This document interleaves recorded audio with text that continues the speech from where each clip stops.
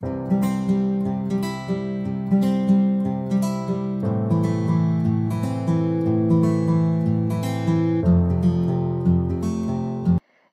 বন্ধু বান্ধৱীসকল, জেৰাগীতিলৈ আপোনালোকক স্বাগতম। আমি ক্ৰমাগতভাৱে ইণ্ডিয়ান হিষ্ট্ৰী পাৰ্টটো আলোচনা কৰি আছোঁ। বৰ্তমানলৈকে আমি ভাকাতক বংশ, চালুক্য বংশ আৰু চালুক্য বংশৰ তিনিখন ৰাজধানী বতাপী, কল্যাণী আৰু বেংগী আলোচনা কৰিলোঁ। এই ভাকাতক বংশৰ ৰজাসকল কুশানসকলৰ সামন্ত আছিলে। তেওঁলোকে দক্ষিণ ভাৰতত শাসন কৰিছিলে। উত্তৰ ভাৰতত কুশানসকলৰ সামন্ত আছিলে গুপ্তসকল। এই বংশৰ প্ৰতিষ্ঠাপক ৰজা আছিলে বিন্দুৰাজ আৰু শেষৰ ৰজা আছিলে পৃথিৱীসেন। তেওঁলোকৰ ইমান বিশেষ অৱদান নাছিলে, হ'লেও আমি কৰ্মগতভাৱে তেওঁলোকৰ কথা আলোচনা কৰিছিলোঁ। তাৰপাছত আহিলে চালুক্য বংশ। চালুক্য বংশই তিনি ভাগত ষ্টাৰ্ট কৰিছিলে। ফাৰ্ষ্ট ৰাজধানী আছিলে বতাপী, ছেকেণ্ড ৰাজধানী আছিলে কল্যাণী আৰু থাৰ্ড ৰাজধানী আছিলে বেংগী। বতাপীৰ প্ৰতিষ্ঠাপক ৰজা আছিলে জয়সিং আৰু এই বংশৰ এজন বিখ্যাত ৰজা আছিলে পুলকসেন দ্বিতীয়। তেওঁৰ সময়ত ভাৰতলৈ হিউৱেন চাং আহিছিলে আৰু তেওঁ হৰ্ষবৰ্ধন বৰ্ধক বংশৰ ৰজা, উত্তৰ ভাৰতৰ আছিলে, তেওঁক হত্যা কৰিছিলে আৰু তেওঁ আমাৰ ভাস্কৰ বৰ্মনৰো সমসাময়িক আছিলে। এই বংশৰ শেষৰ ৰজাজন হ'ল কীৰ্তি বৰ্মন।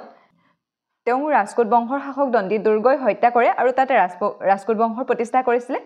তাৰপিছত ৰাজকোটে শাসন কৰাৰ পাছত পুনৰ আকৌ চালুক্য বংশই শাসন কৰিছিলে। চালুক্য বংশৰ তেতিয়া ৰাজধানী আছিলে কল্যাণী আৰু কল্যাণীৰ প্ৰতিষ্ঠাপক ৰজা আছিলে তেলেব দ্বিতীয় আৰু তেলেব দ্বিতীয়ই ৰাজকোট বংশৰ কৰ্ষ দ্বিতীয়ক হত্যা কৰি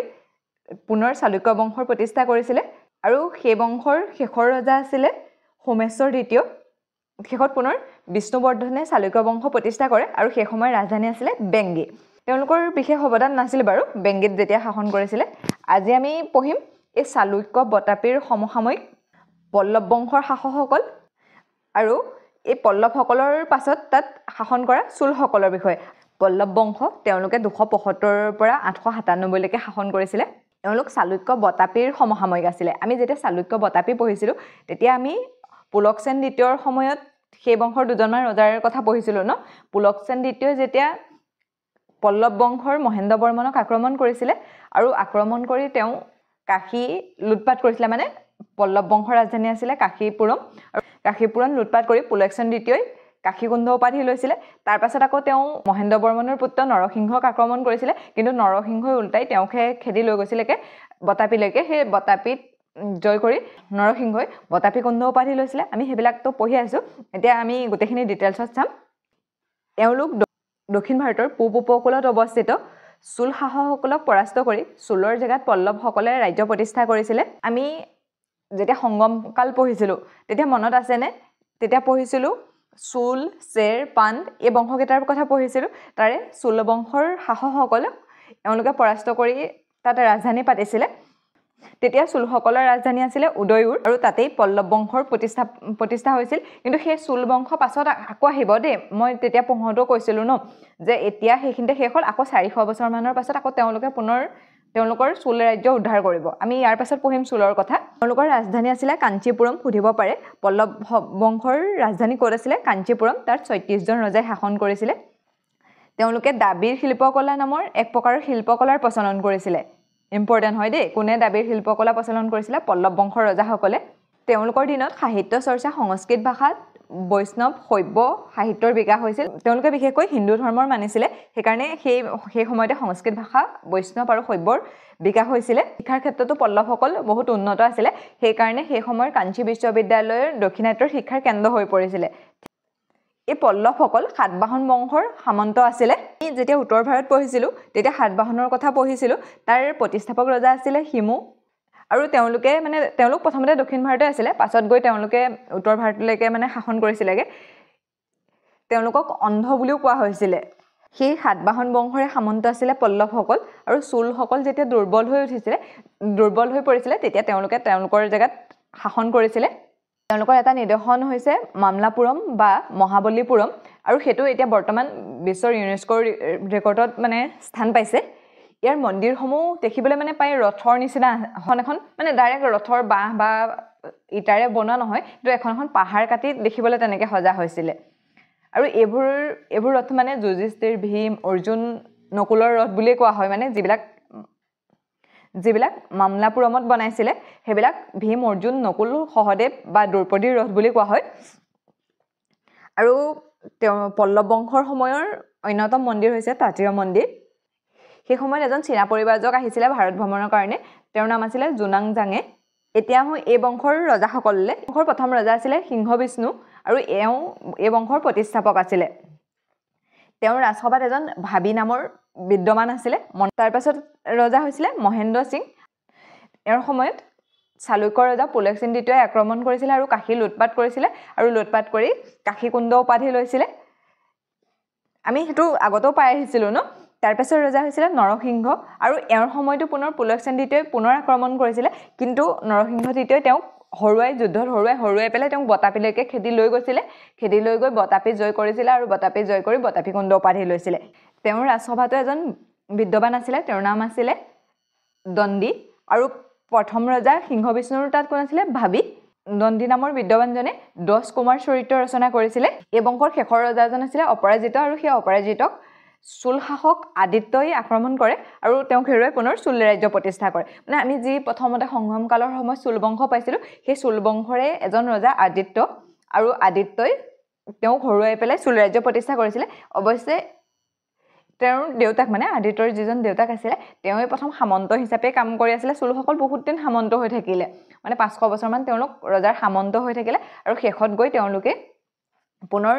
নিজৰ ৰাজ্যখন চুল ৰাজ্যখন উদ্ধাৰ কৰিবলৈ সক্ষম হৈছিল আৰু এই সামন্ত ব্যৱস্থাটো প্ৰথম সাতবাহন বংশই ষ্টাৰ্ট কৰিছিল মানে এই পল্লৱসকল যাৰ সামন্ত আছিল সাতবাহন সেই সাতবাহন সকলেই ষ্টাৰ্ট কৰিছিল তাৰ পাছত এতিয়া হ'ল চুল সাম্ৰাজ্যলৈ এই চুল সাম্ৰাজ্যখন চালুক্যৰ কল্যাণী যেতিয়া চালুক্যৰ সকলৰ কল্যাণীত ৰাজধানী আছিল অৰ্থাৎ যেতিয়া তেলেব দ্বিতীয়ই পুনৰ চালুক্য বংশ প্ৰতিষ্ঠা কৰিছিল সেই চালুক্য বংশৰ সমসাময়িক আছিল আৰু এওঁলোকৰ ৰাজধানী আছিল তাঞ্জুৰ প্ৰথমতে চুলসকলৰ ৰাজধানী আছিল উদয়ুৰ আৰু সেকেন্ডবাৰ যেতিয়া তেওঁলোকে সাম্ৰাজ্য প্ৰতিষ্ঠা কৰিছিল তেতিয়া তেওঁলোকৰ ৰাজধানী আছিল তাঞ্জুৰ এই বংশৰ ৰজাসকললৈ বিজয়ালয় তাঞ্জুৰ অধিকাৰ কৰি দক্ষিণাত্যত চুল সাম্ৰাজ্যৰ ৰাজধানী পাতে মানে তেওঁ প্ৰথম এই তাঞ্জুৰ নামৰ জেগাখিনি অধিকাৰ কৰিছিল কিন্তু তেওঁ এজন সামন্ত হিচাপে জীৱন নিবাহ কৰিছিল তেতিয়ালৈকে তেওঁলোকে বিজয়ালয়ৰ ৰজা হিচাপে শাসন কৰা নাছিল তেওঁ তেতিয়ালৈকে সামন্তই হৈ আছিল আৰু তেওঁ সৰুকে মানে ধৰক তাঞ্জুৰত ৰাজধানী পাতি আৰু সাম্ৰাজ্য প্ৰতিষ্ঠা কৰে তাৰ পাছত আহিলে তেওঁ পুত্ৰ আদিত্য সেই আদিত্যই পল্লৱ বংশৰ ৰজা অপৰাজিতক হত্যা কৰে আৰু হত্যা কৰি পুনৰ চুল সাম্ৰাজ্যখন উদ্ধাৰ কৰে আৰু সেয়েহে তেওঁ মানে দ্বিতীয় চুল ৰাজ্যৰ প্ৰতিষ্ঠাপক বুলিও কোৱা হয় বিজয়ালয়ে চুল সাম্ৰাজ্যৰ মানে ভেটিটো ষ্টাৰ্ট কৰিছিল আৰু এই আদিত্যই মানে পুৰা পল্লৱ বংশক নিশেষ কৰি তেওঁলোকৰ পুনৰ ৰাজধানী বা সাম্ৰাজ্য প্ৰতিষ্ঠা কৰে সেইকাৰণে আদিত্যক দ্বিতীয় চুল ৰাজ্যৰ প্ৰতিষ্ঠাপক বুলি কোৱা হয় ঠিক আছে তাৰ পাছত আহিলে পাৰান্তক প্ৰথম মদুৰাই আক্ৰমণ কৰি তাত জয়লাভ কৰি মদুৰাই কোন উপাধি লয় কৈছিল কোন মানে কি হৈছে জিকা আৰু যেতিয়া তেওঁ সেই মদুৰাই আক্ৰমণ কৰি মদুৰাই জিকিলে তেতিয়া তেওঁ কি উপাধি লৈছিল মদুৰাই কোন উপাধি লৈছিল সুধিব পাৰে পাৰান্তক প্ৰথমে কি উপাধি লৈছিল মদুৰাই কোন আৰু এই বিষয়ে উত্তৰ মেৰু অভিলেখত লিখা আছে তেওঁৰ এখন অভিলেখ আছিল যিখন উত্তৰ মেৰু অভিলেখ বুলি কয় তাত এই বিষয়ে লেখা আছে কিন্তু এই পাৰান্তক প্ৰথমে ৰাজপুত সকলকো আক্ৰমণ কৰিছিল সেই সময়ত ৰাজপুতৰ ৰজা আছিল কৃষ্ণ দ্বিতীয় আৰু কৃষ্ণ দ্বিতীয়ৰ হাতত আকৌ পাৰান্তক পৰাস্ত হৈছিল দেই তেওঁ তাত জিকা নাছিল তেওঁ কেৱল মদুৰাই জিকিছিল আৰু ৰাজপুত সকলৰ হাতত তেওঁ হাৰিছিল ঠিক আছে তাৰ পাছত আহিলে ৰাজাৰাজ তেওঁ এই বংশৰ শ্ৰেষ্ঠ ৰাজাৰ কথা মনত পৰিছে নে বাৰু আমি যেতিয়া চালুক্য বংশ পঢ়িছিলো সেই সময়ত এজন ৰজা আছিল সোমেশ্বৰ আৰু সেই সোমেশ্বৰ বহুত প্ৰতাপী ৰজা আছিল বা ভাল ৰজা আছিল কিন্তু এই ৰাজাৰাজে তেওঁ তাত ইমানেই আক্ৰমণ কৰিলে শেষত সেই সোমেশ্বৰে আত্মহত্যা কৰে আৰু এই ৰাজাৰাজে শ্ৰীলংকালৈকে আক্ৰমণ কৰিছিল আৰু শ্ৰীলংকা আক্ৰমণ কৰি তেওঁ আধা অংশ তেওঁ জিকিছিল আৰু জিকিলৈ তেওঁ মামুণ্ডি চুল উপাধি গ্ৰহণ কৰিছিল সুধিব পাৰে দেই কোনে মামুণ্ডি চুল উপাধি গ্ৰহণ কৰিছিল ৰাজাৰাজ তেওঁ বহুত মঠ মন্দিৰ বনাইছিল সেইবিলাকৰ ভিতৰতে ৰাজেশ্বৰ আৰু বিহেদেশ্বৰ মন্দিৰ অন্যতম তাৰ পাছত আহিলে ৰাজেন্দ্ৰ প্ৰথম মানে এই বংশৰ বহুত বেছি শক্তিশালী ৰজা আছিল তেওঁ যুদ্ধ কৰি বহুত জিকিছিল এই যি ৰাজাৰাজে আধা শ্ৰীলংকাখন জিকিছিল ন আধা শ্ৰীলংকাখন জিকি মামুণ্ডি চুল উপাধি লৈছিল কিন্তু এই ৰাজেন্দ্ৰ প্ৰথমে ৰাজেন্দ্ৰ চুল বুলিও কোৱা হয় দেই ৰাজেন্দ্ৰ প্ৰথমবাৰ ৰাজেন্দ্ৰ চুল বুলি কোৱা হয় তেওঁ গোটেই শ্ৰীলংকাখন জিকি লৈছিল আৰু কি হ'ল তেওঁ গংগাৰ পানী প্ৰয়োজন হৈছিল সেইকাৰণে তেওঁ বেংগল আক্ৰমণ কৰিছিল মানে আগতে কেনেকুৱা আছিল ধৰক আমি পাইছো ন যেতিয়া সমুদ্ৰগুপ্ত আছিল সমুদ্ৰগুপ্তৰ ঘূৰাই তিনিখন সাগৰৰ পানী খাব পাৰে মানে এজন ৰজাৰ নিজৰ ক্ষেত্ৰটো যিমান দূৰলৈকে থাকে সিমান দূৰলৈকেহে তেওঁলোকে মানে পানী ল'ব পাৰে বা যাব পাৰে তেনেকুৱা ধৰণৰ আছিলে ন সেই যেতিয়া মানে তেওঁ গংগাৰ পানী প্ৰয়োজন হ'ল তেওঁলোকৰ ৰাজ্যৰ মাজেদিতো গংগাখন বৈ যোৱা নাই ন ইফালে ওপৰ ফালেহে আছে বা উত্তৰ ফালেহে আছে সেই ফালৰ পৰা কি কৰিলে তেওঁ সেইকাৰণে বেংগল আক্ৰমণ কৰিলে আৰু সেই সময়ত বেংগলৰ ৰজা আছিলে মহিপাল যিজন পাল বংশৰ ৰজা এইখিনি একে সমসাময়িক চাব দেই চালুক্য কল্যাণী এফালে পাল বংশ মানে তেওঁক বহুত ভয়ংকৰভাৱে আক্ৰমণ কৰিলে আৰু তেওঁলোকৰ নৌসেনা বহুত পাৰ্গত আছিলে আক্ৰমণ কৰি গৈ পেলাই গংগাৰ পৰা এক কটৰা পানী লয় মানে তেওঁ কিন্তু পাছত যে তেওঁ সেই মহিপালকে শাসনৰ ভাৰ গতাই দিয়ে মাত্ৰ সেই গংগা জল ল'বৰ কাৰণেহে গৈছিলে সেই তেওঁ গংগাৰ জল আনিছিলে বা গংগাৰ জল ল'ব পাৰিছিলে কাৰণে তেওঁ গংগাই কোন বুলি কোৱা হয় মানে গংগাৰ জিকা আমি তেওঁলোকে কোনটোতো জিকা অৰ্থত ব্যৱহাৰ কৰে গংগাই কোন উপাধি লৈছিলে আমি পাই আহিছোঁ ন তেওঁলোকৰ ৰাজধানী আছিলে তঞ্জুৰ আৰু সেই তাঞ্জুৰৰ ওচৰতে তেওঁলোকে এখন নতুন চহৰ নিৰ্মাণ কৰিছিলে যিখনৰ নাম আছিলে গংগাই কোন চুলপুৰম য'ত তেওঁ এটা ডাঙৰ পুখুৰী খন্দাইছিলে আৰু সেই পুখুৰীটোত এই গংগাৰ জলখিনি যিখিনি তেওঁ জিকি আনিছিলে সেয়া মিলাই দিছিলে পুখুৰীটোক চুলগংগম বুলি কোৱা হয় ইয়াৰ উপৰিও তেওঁ ইণ্ডোনেছিয়াৰ শৈলেন্দ্ৰৰ শাসককো হৰুৱাইছিলে ইণ্ডোনেছিয়াৰ শাসকজনক এজন চীনা পৰিব্ৰাজকে আহি মানে কৈছিলে যে ভাৰতত এজন ৰজা আছে যাৰ নাম ৰাজেন্দ্ৰ চোল তেওঁ বহুত প্ৰবল প্ৰতাপী তেনেকৈ কৈছিলেহে আৰু শৈলেন্দ্ৰৰ শাসকসকলে ক'লে যে মানে কি মোৰ আগত তেওঁ একো তিষ্ঠিব নোৱাৰে তেনেকৈ ক'লে আৰু সেই কথাটো আহি ৰাজেন্দ্ৰ চোলৰ কাণত পৰিলে সেয়েহে গৈ পেলাই তেওঁ তাত মানে আক্ৰমণ কৰি দিছিলে ইণ্ডোনেছিয়াত আৰু আক্ৰমণ কৰি তেওঁক হৰুৱাইছিলে যেতিয়া পাছত ক্ষমা চেমা খুজিলে আৰু যে ভুল হ'ল তেতিয়া তেওঁক আকৌ পুনৰ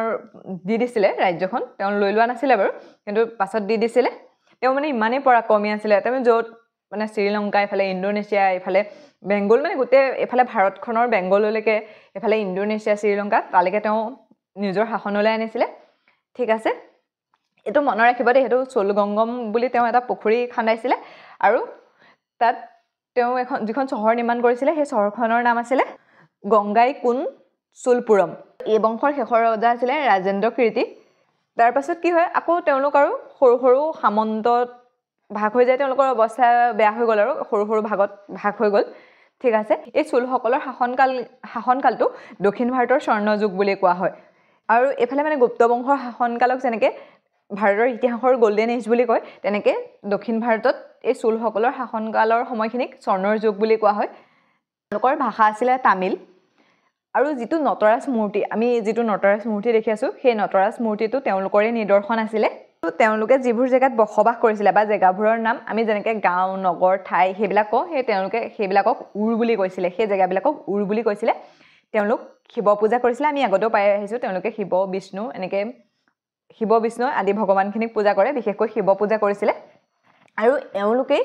পোনপ্ৰথমবাৰৰ বাবে স্থানীয় শাসন আৰম্ভ কৰিছিলে স্থানীয় শাসন মানে ধৰক গাঁও এখনত এজন মুখিয়াল থাকিব আৰু সেই মুখিয়ালজনে নিজৰ মতে মানে কাম কৰিব পাৰিব গাঁওখনৰ কাৰণে তেনেকুৱা ধৰণৰ শাসন যিবিলাক গাঁও পঞ্চায়তৰ নিচিনা আমি যেতিয়া মৌৰ্য বংশ পঢ়িছিলোঁ তেতিয়া পাইছিলোঁ ন চন্দ্ৰগুপ্ত মৌৰ্যই পঞ্চায়তী ৰাজ ব্যৱস্থাৰ প্ৰচলন কৰিছিলে তেনেকৈ এওঁলোকে চুলসকলে স্থানীয় শাসন প্ৰৱৰ্তন কৰিছিলে আৰু তেওঁলোকৰ শক্তিশালী নৌসেনা আছিলে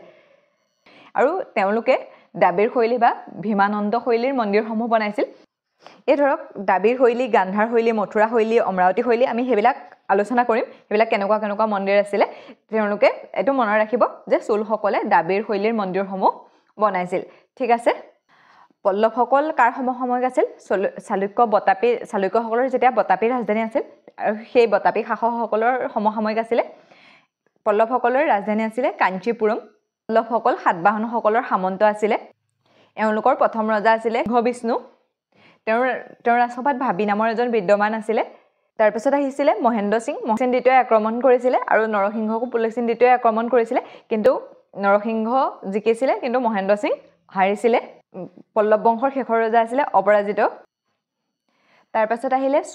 চুলসকল তেওঁলোকৰ চালুক্য কল্যাণীৰ সমসাময়িক আছিলে তেওঁলোকৰ ৰাজধানী আছিলে তাঞ্জুৰ প্ৰথমতে আছিলে উদয়ুৰ এইবাৰ যেতিয়া তেওঁলোকে ছেকেণ্ডবাৰ আহিছিলে তেতিয়া তাঞ্জুৰ আছিলে এই বংশৰ প্ৰথম ৰজা আছিলে বিজয়ালয় তেওঁ এজন সামন্ত হিচাপেই আছিলে তাৰপাছত আহিলে আদিত্য এওঁক দ্বিতীয় চুল সাম্ৰাজ্যৰ প্ৰতিষ্ঠাপক বুলি কোৱা হয় তেওঁৰ পল্লৱ বংশৰ ৰজা অপৰাজিতক পৰাজিত কৰি পুনৰ চুল সাম্ৰাজ্য উদ্ধাৰ কৰিছিলে ৰজাৰাজ